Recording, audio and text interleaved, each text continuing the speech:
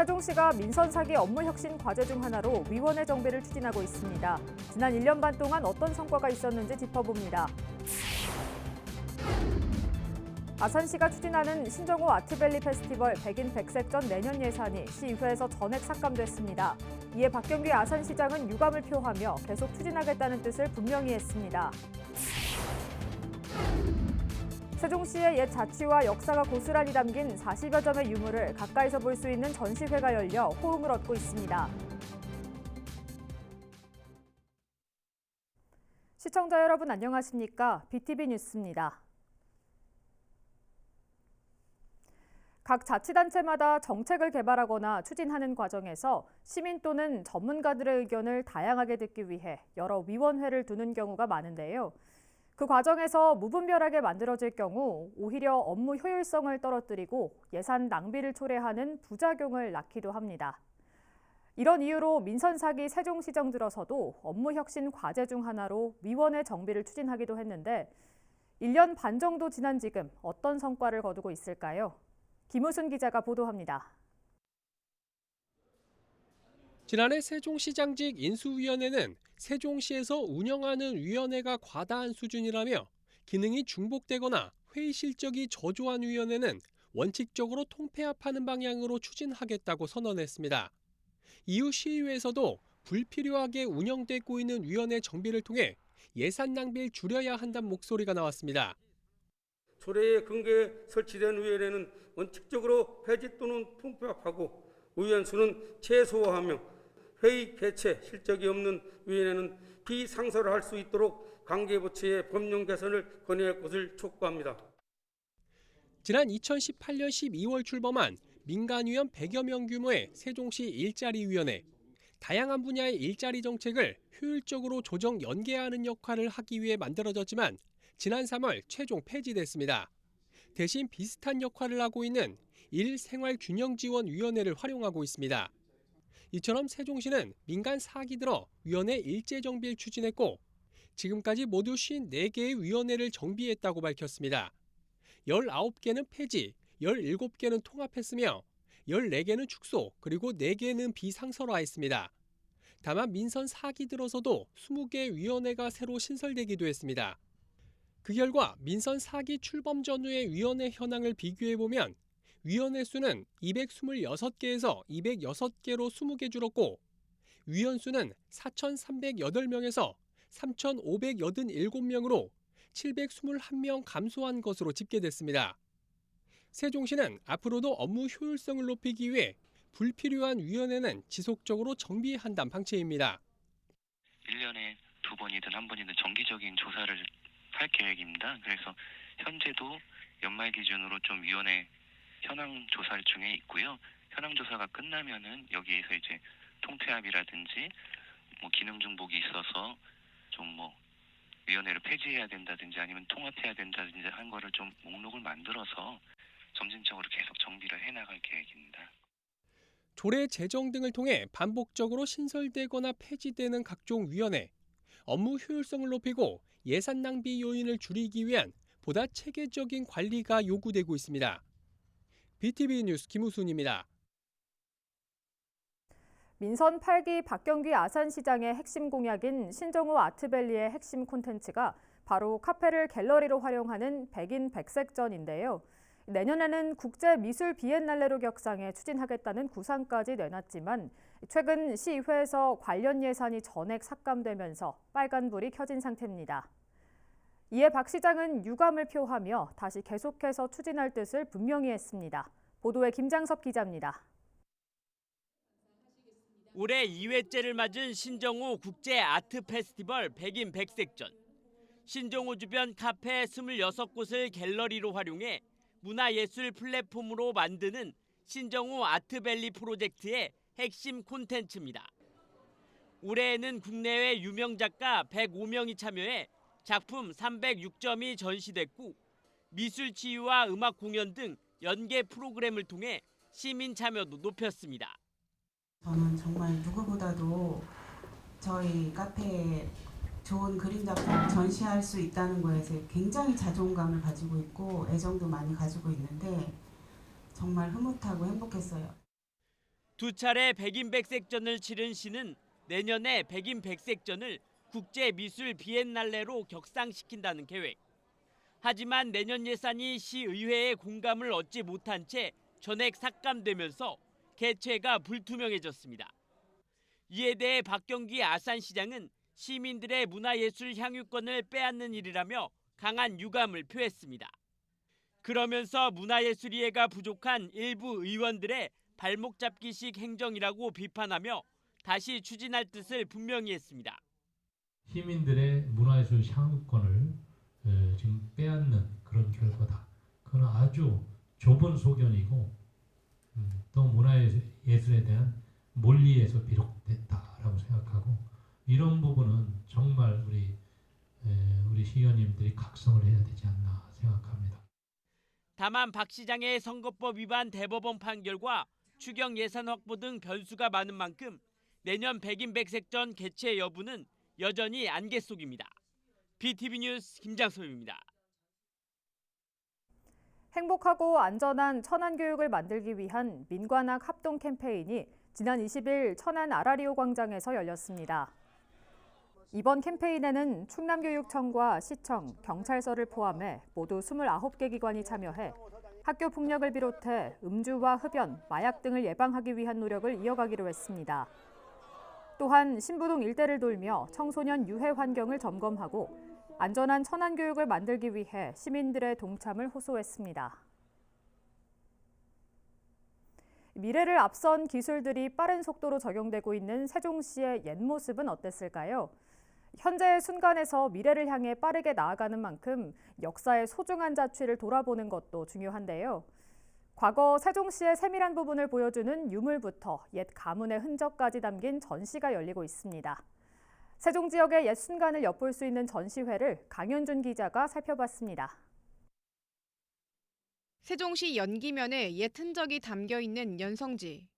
조선시대 당시 연기현으로 존재했던 세종 지역의 여러 문화가 담긴 대표적인 지리지입니다. 세상을 떠난 후 세종시 금남면에 묻힌 문신, 남이용의 모습을 담은 영정입니다.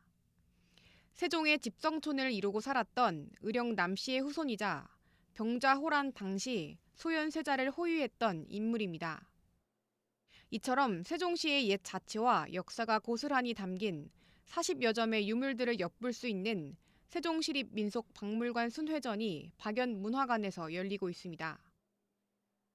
과거 일반에게 공개되지 않았던 세종의 세밀한 지형이 모두 담긴 지형도부터 세종의 뿌리를 둔 남양 홍씨, 결정 장씨 등 세종 지역 옛 가문들이 남긴 족보와 교지까지 다양한 유물들이 전시됐습니다. 이 외에도 겸재 정선의 선면 산수도 같은 예술적 가치가 높은 유물들도 전시돼 의미를 더했습니다. 이번 순회 전시를 계기로 그동안 알려지지 않았던 그리고 역사적 가치나 예술적 가치가 높은 유물들을 시민들에게 알리기 위해서 이 전시를 개최하게 됐고요. 특히 그동안 쉽게 접할 수 없었던 우리 지역 유물들이 공개돼 시민들 반응도 좋습니다. 이런 전시장이 원거리에 있었기 때문에 이런 도심에서 접근할 수 있는 기회가 없었습니다. 그래서 이번 기회를 통해서 우리 조상들의 문화적 가치와 예술적 가치가 있는 문화재 관람을 의미 있게 감상을 했고요. 우리 고향의 문화재와 예술품을 우리 시민들이 쉽게 관람할 수 있도록 순회 전시회를 여러 곳에서 자주. 세종 지역의 역사가 구현된 이런 전시 기회가 앞으로 더욱 확대되길 기대해 봅니다. BTV 뉴스 강현준입니다. 세종예술의 전당이 개관한 지 약 1년 9개월 만에 관람객이 10만 명을 돌파했습니다. 세종시 문화관광재단은 20일 오전 열린 여밀락 콘서트에 앞서 10만 번째 예매 관객 축하 이벤트를 가졌습니다. 10만 번째 관람 주인공이 된 최윤아 씨는 예술의 전당이 생겨 다양한 문화생활을 즐길 수 있었다며 뜻하지 않게 10만 번째 관객이 돼 감동이 더욱 크다고 말했습니다. 한편 온라인에서는 10만 예매 관객 돌파를 기념한 댓글 이벤트도 진행 중입니다.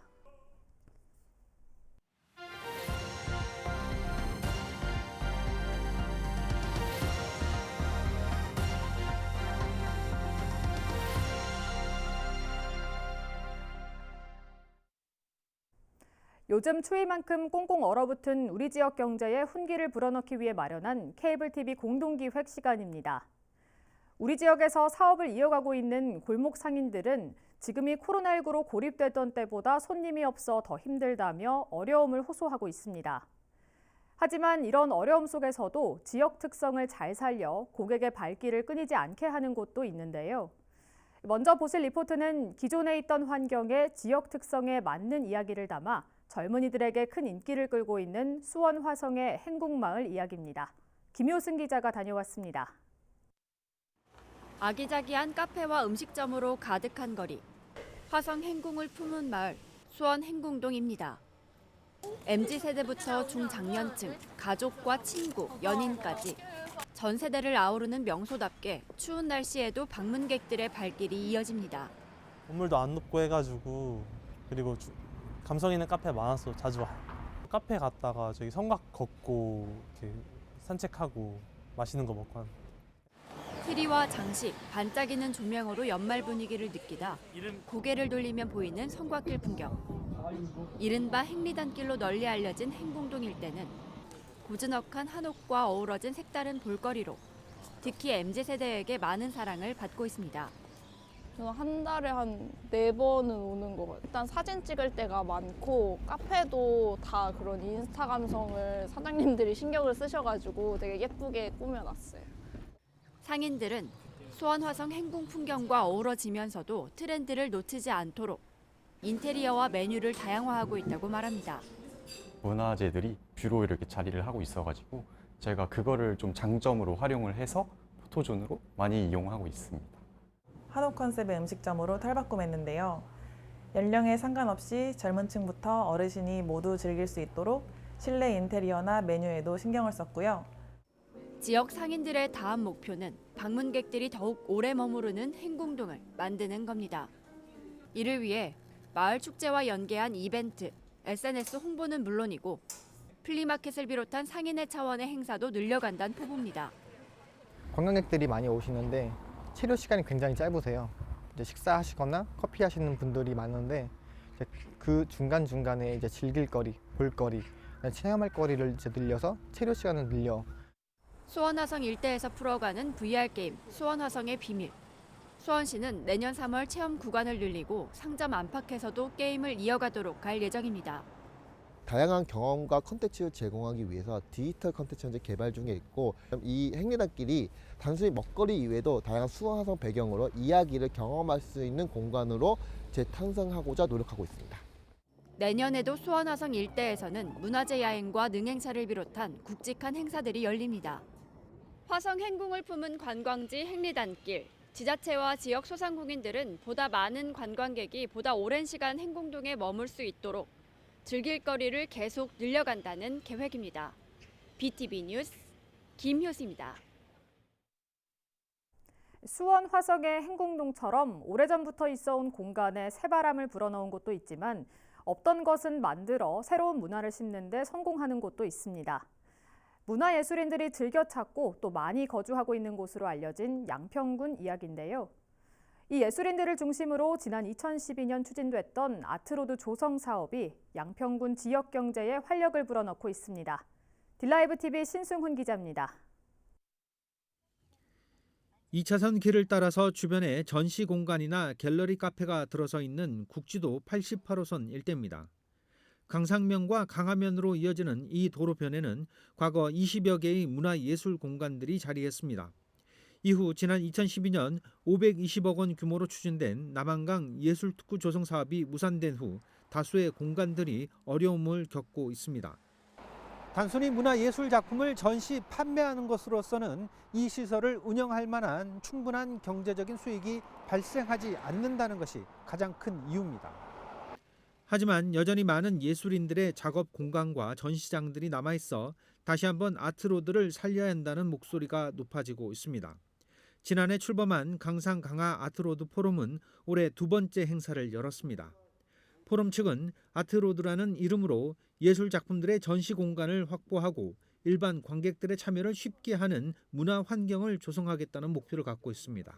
남녀노소를 막론하고 불특정 다수인들이 공감할 수 있는 그런 장소, 복합문화 공간이라고 할까요? 그런 것을 최대한도로 활용을 할 계획입니다. 민선 8기 양평군의 핵심 과제에도 담긴 아트로드 계획은 양평군의 문화도시 사업의 한 축을 담당하게 될 전망입니다. 현재 진행 중인 용역에 따라 강상과 강하, 양강섬, 굴림미술관 등의 문화 인프라를 연결하는 방안이 모색 중입니다.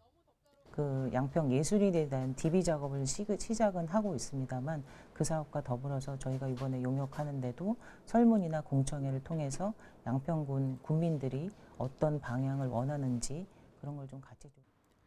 문제는 양평군이 올해 보통교부세와 부동산 교부세 등에서 393억 원 등 모두 600억 원 규모의 세수 감소가 우려된다는 점입니다. 따라서 내년 신규 사업이 사실상 모두 중단될 가능성이 높아 아트로드 사업의 재추진도 이 같은 맥락에서 예산 확보가 관건이 될 것으로 보입니다. 딜라이브 뉴스 신승훈입니다. 이렇게 소상공인들에 대한 지방자치단체의 적극적인 지원은 상인들에게 든든한 지원군이 아닐 수 없는데요. 여기에 전문가의 손길이 더해진다면 그야말로 금상첨화일 겁니다. 최근 전국적으로 유명 먹거리 관광지가 된 충남 예산시장이 그 대표적 사례가 될 듯한데요. 예산시장은 자타공인 음식점 사업의 천재란 별명을 얻은 더본코리아 백종원 씨의 직접적인 지도로 전국에서 유명한 먹거리 관광지가 됐습니다. 이 성공을 계기로 충청남도 내 여러 지방자치단체들도 백 씨와 손잡고 지역 특성에 맞는 축제를 만들어 경제적 파급 효과를 톡톡히 보고 있습니다. 이 소식은 LG 헬로비전 정호석 기자가 준비했습니다. 올해 새롭게 영업을 시작한 예산시장. 더본코리아 백종원 대표와 협력해 많은 관심을 받았습니다. 가장 큰 변화는 메뉴입니다. 백 대표가 직접 나서 사과 등 예산 지역 농특산물을 활용한 메뉴의 개발을 돕고 전 세대가 모두 즐길 수 있는 다양한 음식이 마련됐습니다. 제가 저 어린 나이에 이렇게 여기 와서 장사를 경험할 수 있다는 이런 기회 자체가 주어진 것에 대해서 정말 너무너무 신나게 기분 좋게 생각하고 있습니다. 매출도 많이 오르고 있고 점점 더 증가하는 추세이기도 하고요. 뿐만 아니라 600만 명이 넘는 구독자를 보유한 백 대표의 유튜브 채널을 통해 꾸준히 영상이 업로드돼 큰 홍보 효과를 누렸습니다. 또 최근 논란이 된 다른 전통시장의 바가지 요금과 달리 저렴한 가격으로 인기를 끌고 있습니다. 생각보다 굉장히 저렴하고요. 네, 맛도 되게 맛있습니다. 네, 드셔보시면 아실 것 같아요. 개장 11개월 만에 약 270만 명이 시장을 방문했고 연말까지 방문객 300만 명을 돌파할 것으로 예상되는 상황. 이 가운데 다른 지역 방문객이 절반을 차지했습니다. 예산시장의 인기에 힘입어 예당호 출렁다리와 수덕사 등 지역 내 주요 관광지의 관광객도 늘었습니다. 올해 예산군을 방문한 방문객은 지난해 대비 2배 이상 증가했습니다. 예산군과 백 대표가 함께 기획한 지역 축제도 잇따라 성공했습니다. 올해 9월에 처음 열린 예산 맥주 페스티벌은 당초 예상보다 3배 많은 25만여 명이 방문했습니다. 또 예산장터 삼국축제의 경우 역대 최다 관람객인 42만여 명이 다녀갔습니다.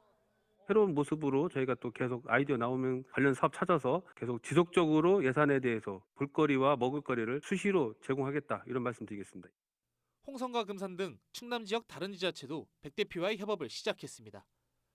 지난달에 열린 홍성 바비큐 축제의 경우 더본코리아에서 특수 제작한 화덕과 유명 유튜버의 바비큐존 등이 마련돼 눈길을 끌었습니다. 그 결과 축제 기간 3일 동안 홍성 구민의 5배 이상인 50만 명이 축제를 방문했습니다. 이에 따라 고속버스와 숙박업소가 매진되는 등 경제 효과는 약 392억 원에 달한 것으로 분석됐습니다. 홍주 읍성 주변 식당은 물론이고 홍성 군 내 대부분 식당의 매출이 2배 이상 올랐고 숙박업소의 경우 인근 덕산까지 만실되는 등 축제의 가시적 효과를 이번에 체험했습니다. 올해 전통시장과 축제를 통해 충남 곳곳에서 입증된 백종원 대표의 효과. 내년에는 예산에 방치된 공장 등 지역 내 숨겨진 자원을 발굴해 관광 활성화를 추진할 계획입니다.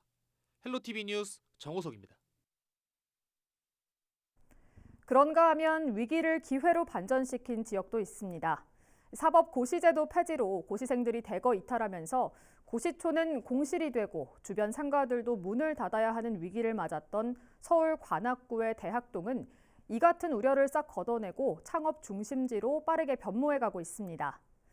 관악구가 이곳에 벤처와 스타트업 1000개를 유치하겠다는 목표를 세울 정도로 이곳은 창업기회의 도시로 거듭나고 있습니다. 이 소식은 HCN 박주현 기자가 보도합니다. 한때 고시생만 4만 명 이상으로 추산됐던 관악구 대학동. 사시 폐지 이후 현실이 된 고시생의 이탈은 공실 증가, 가계 폐업 등 지역 경제에 직접적인 영향을 끼쳤습니다. 그렇게 침체 우려에 휩싸였던 고시촌. 지금은 창업 열기가 대신합니다. 2020년 5곳이었던 관악구의 창업 보육시설은 올해 16곳으로 이 가운데 절반 이상인 9곳이 대학동과 인접한 삼성동에 들어섰습니다. 여러 육성 사업과 기업 간 네트워킹 프로그램, 저렴한 임대료 등을 강점으로 내세우며 벤처기업과 스타트업 유치에 나서고 있는 것. 사무실 공간 얻기가 참 어렵고 비용도 많이 드는데 그걸 안정적으로 일단 해주시니까 너무 좋고요. 근데 이제 엔지니어들이 대부분이다 보니까 예를 들어서 뭐 회계라든가 법률이라든가 기타 여러 가지 분야에도 사실은 저희가 굉장히 신경을 써서 다 해야 되는데 그런 것들을 이제 다 도와주시니까. 지난해 벤처기업 육성 촉진지구 지정은 기업 유치에 박차를 가하는 또 하나의 원동력이 됐습니다. 재산세와 취득세 감면, 기반시설 확충 등 더욱 폭넓은 지원이 가능해지면서 대학동을 비롯한 관악 S밸리가 한층 매력적인 창업 후보지로 떠올랐다는 평가입니다. 현재 관악구는 민간시설 입주 기업까지 포함해 500개 이상의 기업이 지역에 유입됐고 3천여 명의 고용 창출 효과를 낸 것으로 추산합니다. 집적의 이익을 확보하기 위해서라도 서울대 근처에 있는 대학동, 낙성대동 일대에 우리 벤처 창업밸리로 집적을 하게 될 것이고 이를 통해서는 일자리가 향상이 될 것이고 그걸 통해서는 다시 관악구에서의 성장이 이제 순차적으로 진행되는. 지난해 관악 S밸리 소속 기업 한 곳이 CES 최고 혁신상을 받은 데 이어 올해에도 2곳의 혁신상 수상 스타트업이 배출된 점 또한 청신호입니다. 관악구에서 글로벌 기업으로의 성장을 꿈꿀 수 있다는 가능성을 세계 무대에서 인정받은 만큼 더 많은 벤처와 스타트업의 유입을 기대하고 있습니다.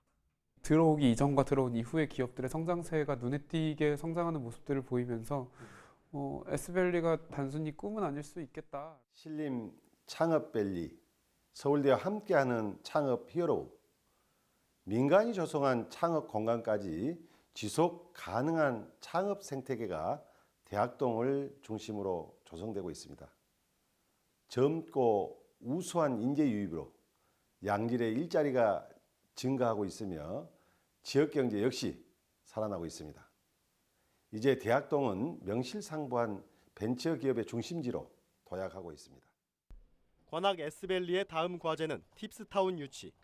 다양한 민간 벤처 육성 기관을 팁스 운영사로 지정해 투자와 보육은 물론 연구개발 자금까지 지원하는 등 보다 안정적인 벤처 생태계를 구축하는 게 핵심입니다.